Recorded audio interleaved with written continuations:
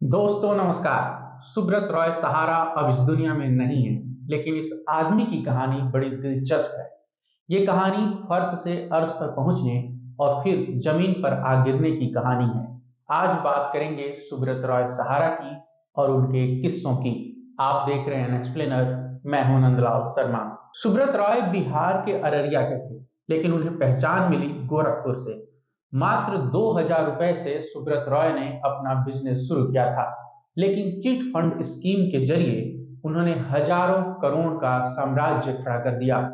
ये पहली बार था जब देश के गरीबों को सुब्रत रॉय ने इंश्योरेंस स्कीम से, सेविंग स्कीम से जोड़ा।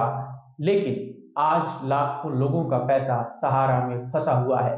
सुब्रत रॉय जब अपने उरूज पर थे, तब लोग उन्हें सहारा श्री कहकर बुलाते थे। सुब्रत रॉय का जलवा ऐसा था कि 1991 में जब उन्होंने राष्ट्रीय सहारा अखबार शुरू किया, तो उसकी लॉन्चिंग के लिए अमिताभ बच्चन खुद लखनऊ पहुंचे थे। कॉरपोरेट वर्ल्ड में सुब्रत रॉय को स्टार के तौर पर देखा जाता था।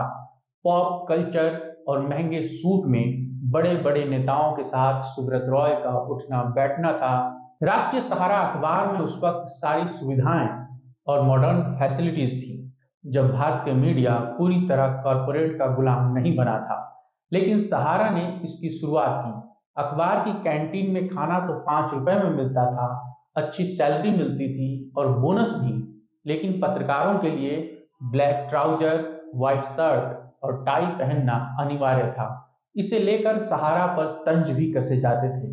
इसके साथ ही सहारा के हर कर्मचारी को सहारा प्रणाम करना भी अनिवार्य था।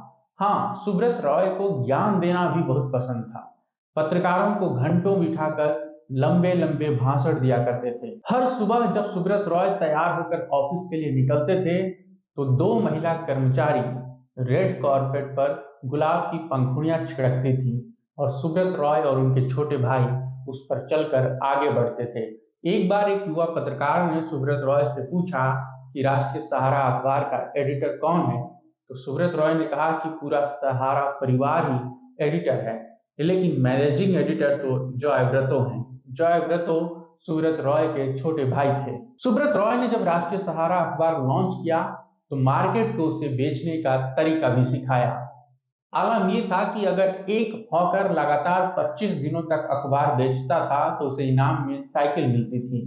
और किसी ने एक दिन में ही 200 कॉपियां बेच दी, तो उसे इनाम में मोटरसाइकिल भी मिल जाती थी। लखनऊ के कुछ हॉकर तो ऐसे थे कि उन्हें प्लेन में बिठाकर सुब्रत रॉय से मिलने के लिए दिल्ली भेजा गया था।